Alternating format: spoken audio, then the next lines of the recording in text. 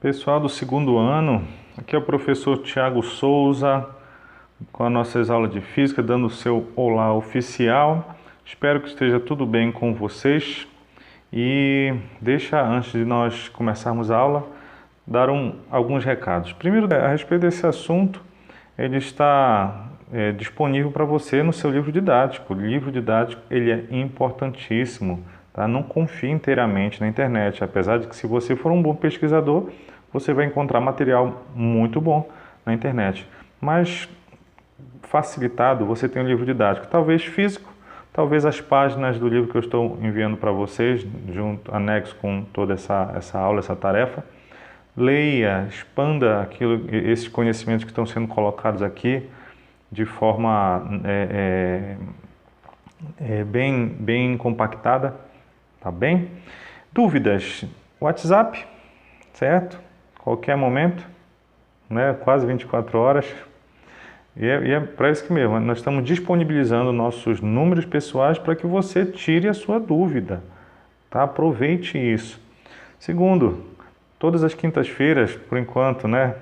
Até agora seria essa a ideia. Estou de 8 da manhã até 17 horas, para que você vá lá no colégio com todo o cuidado, toda a segurança e tirar a sua dúvida. A gente vai conversar lá, a gente vai se resolver. E um caso extremo, se você quiser conversar com seus colegas do segundo ano, de repente pode ser até de uma outra turma, nós podemos marcar uma aula extra, uma aula de reforço, uma aula de dúvida pelo Meet. Você não quer ir no colégio? Tá bom, sem problema. A gente marca uma aula pelo Meet e essa dúvida vai ser sanada. Tá ok? Só espero que você não fique com dúvidas. Isso é o que é o mais importante. Estamos aqui, depois de vermos a ideia de dilatação dos materiais, estudar um pouco mais profundo a ideia do calor. Calorimetria é uma seção da termologia que ela vai medir o calor, certo? Você tem contato com calor. Por exemplo, como é que você me explicaria o aquecimento de uma água num bule? Né? Aquele bule está até moderno ali, né? Naquele fogão. Ah, Tiago, é porque o fogo esquenta a água. Mas como que se a água não está nem tocando no fogo? Como é que pode? Ah, porque ela esquenta a panela, que a panela esquenta a água. Sim, mas e aí como é que tudo isso funciona? Como é que existe esse processo todo aí? Da mesma forma, uma garrafa térmica, como é que ela consegue deixar com que aquele café que estaria numa xícara em cima da mesa, esfriando, mas ali ele consegue manter um pouco mais? Que dispositivos são esses? O que fundamentos nós temos escondido aí nesses fenômenos tão conhecidos nossos? Bora ver o que a gente pode explicar aqui. Bom, rever a ideia de calor, tá ok? Calor, a gente conversou na parte de termometria, quando a gente começou a jogar alguns fundamentos, né? Que o calor é energia em trânsito, certo? Essa é a primeira informação que vocês já têm de calor. Já vimos que é errado falar estou com calor. Não, estou com uma temperatura alta, porque o calor é energia em trânsito, energia sendo trocada. Agora, se você quiser falar bonito, né? Ah, e o meio está trocando muito calor comigo. Aí tá certo. Aí tá certo. Hoje, né? Essa é a ideia. Se você colocar como energia sendo trocada, aí tá tudo bem. Calor. A gente viu que no ano passado, em dinâmica, vimos uma unidade de energia chamada Joule. E Joule, calor, também é um tipo de energia. Aqui deixa eu fazer a relação entre duas unidades de energia. Uma é o Joule e outra é a caloria.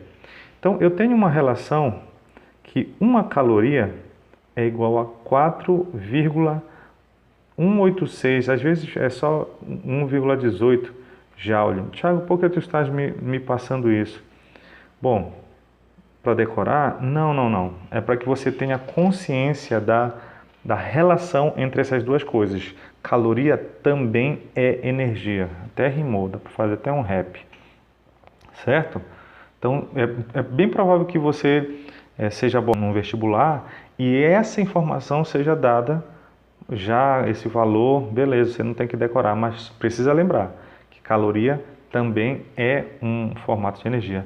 E a gente encontra esse termo caloria, acho que você já viu em embalagens de alimentos. E a gente chegou a conversar isso ano passado, quando a gente estava vendo trabalho, energia potencial, energia cinética, energia como um todo, que para que o seu corpo tenha energia para se movimentar, ou seja, transformar energia em movimento, em trabalho, você precisa ingerir alimentos. E aqueles alimentos têm energia, ou, né, falando agora na seção alimentar, tem calorias. Então, olha só esse quadro bem interessante. Se nós formos ver 2,2 kg de macarrão, e se eu conseguir medir, e eu consigo medir a quantidade de calorias de um prato de macarrão, se eu usar essa mesma quantidade de energia, é possível que eu consiga filtrar uma jarra de café numa cafeteira elétrica. E tem aí outras comparações, é um pedaço de torta de cereja, então vai ter uma quantidade de calorias. É possível que eu acenda uma lâmpada de 60 watts por 1h30. E 217 lanches duplos eu consigo mover um veículo, lógico, fazendo as suas devidas proporções, porque lá vai ser um combustível que vai transformar em calor, mas essa mesma quantidade de calor, se eu simplesmente, imagina que se eu conseguisse ligar, né, extrair toda a energia de 217 sanduíches e transformar direto em movimento no carro, eu poderia mover esse carro por 141 quilômetros. Então, são informações interessantíssimas para nós, tá? Mas aqui é para começar a expandir a ideia de energia, né? Agora na parte de calor. Deixa aqui falar sobre o processo de propagação de calor.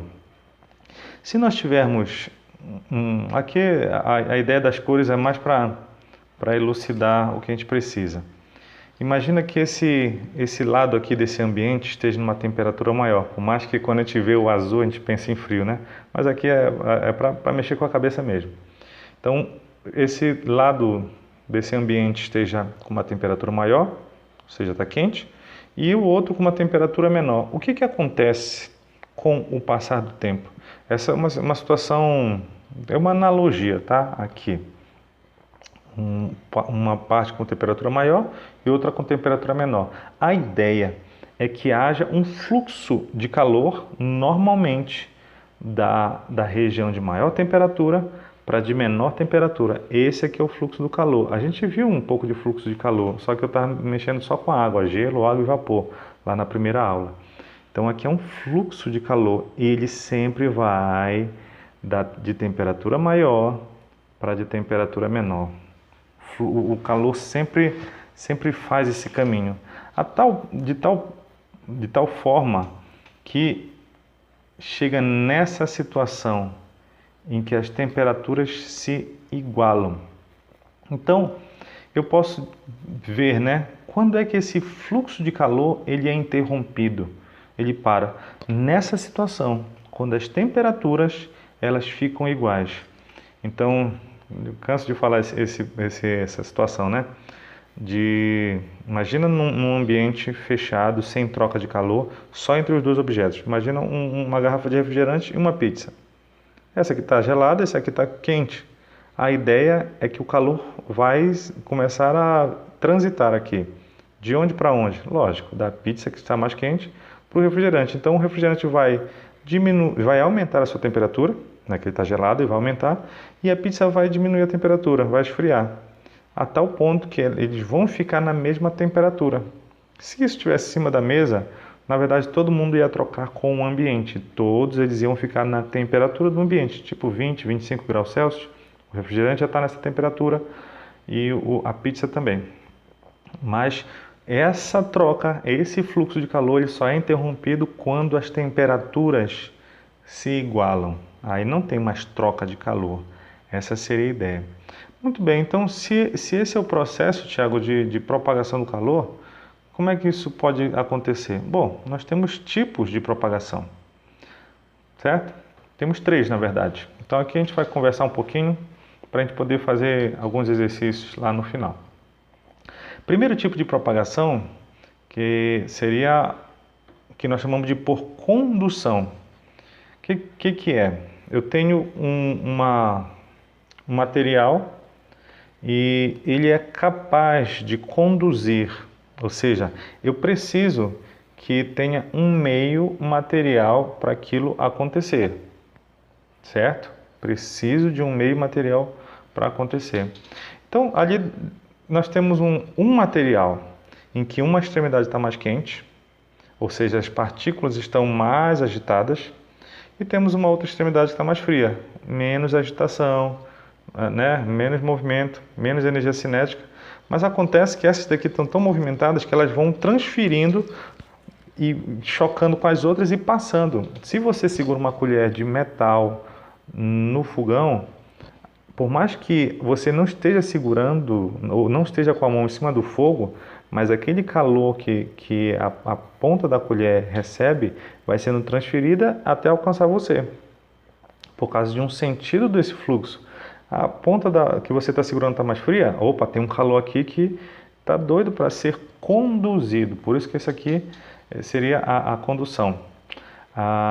Então nós temos o que nós chamamos de condutores.